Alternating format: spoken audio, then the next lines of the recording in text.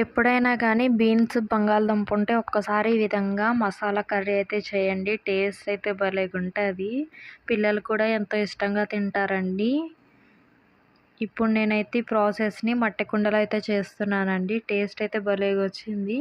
ముందుగా దీనికి కావాల్సినవి ఒక 3 బంగాళదుంపలు, అట్లాగే ఒక పావు కిలో బీన్స్ అండి. అట్లాగే 2 ఉల్లిపాయలు, 4 పచ్చిమిరపకాయలు, కొద్దిగా కరివేపాకు. ఇప్పుడు స్టవ్ ఆన్ చేసి స్టవ్ మీద కుండ పెట్టుకోవాలండి. మీరు ఏదైనా బాండీ పెట్టుకోండి. ఇప్పుడు ఈ వాటర్ అంతా ఇంకిపోవాలి దాంట్లోవి. ఇప్పుడు కొద్దిగా ఆయిల్ వేసుకోండి కర్రీకి సరిపడా. 2 టేబుల్ స్పూన్ అన్నా వేసుకోవచ్చు. ఇప్పుడు ఆయిల్ వేడెక్కిన తర్వాత పోపు దినుసులు అట్లాగే కరివేపాకు వేసుకుని ఒక్కసారి తిప్పుకోండి. అవి వేగిపోయిన తర్వాత ఇప్పుడు దాంట్లోకి ఉల్లిపాయ, పచ్చిమిరపకాయలు వేసుకోవాలండి. ఇవి కూడా వేగిపోవాలండి బాగా అంటే లైట్ పింకిష్ కలర్లోకి వచ్చినా చాలండి. కొద్దిగా ఉప్పు వేసుకుని ఉల్లిపాయలను వేపుకోండి. అప్పుడైతే తొందరగా వేగుతాయి. మూత పెట్టి వేపుకుందాం.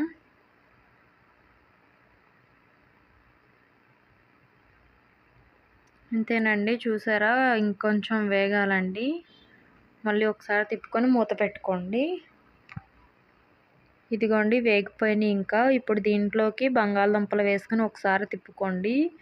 ఇప్పుడు మళ్ళీ బీన్స్ కూడా వేసేసుకోండి. మళ్ళీ ఒకసారి తిప్పుకోండి. ఇప్పుడు దీంట్లోకి ఉప్పు వచ్చేసి 2 టీ స్పూన్స్ అయితే వేసుకోండి. కొద్దిగా పసుపు కూడా వేసుకోండి. ఒకసారి తిప్పేసుకొని ఇంకా మూత పెట్టి ఉడకబెట్టుకోవాలండి.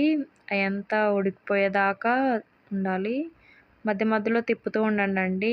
అడుగంటేస్తుంది. మట్టి కుండ అయితే ఇంకా అడుగంటేస్తుంది.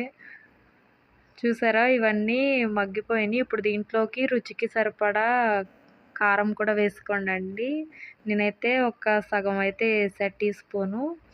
ఒక 5 మినిట్స్ అయిపోయిన తర్వాత కొద్దిగా వాటర్ వేసి ఉడకనివ్వాలండి. ఇప్పుడు ఉప్పు సరిపోయిందో లేదో చూసుకోండి. ఉప్పు చాలకపోతే దీంట్లో కొద్దిగా ఉప్పు అయితే అడ్జస్ట్ చేసుకోండి. ఇంతేనండి, ఎంతో టేస్టీ అండ్ ఈజీ అయినటువంటి బీన్స్ కర్రీ అయితే రెడీ అండి. టేస్ట్ అయితే భలే ఉంటుంది. ఒక్కసారి ట్రై చేయండి. వీడియో కనుక మీకు నచ్చినట్లయితే ఒక లైక్ చేసి కామెంట్ చేసి సబ్స్క్రైబ్ చేయండి.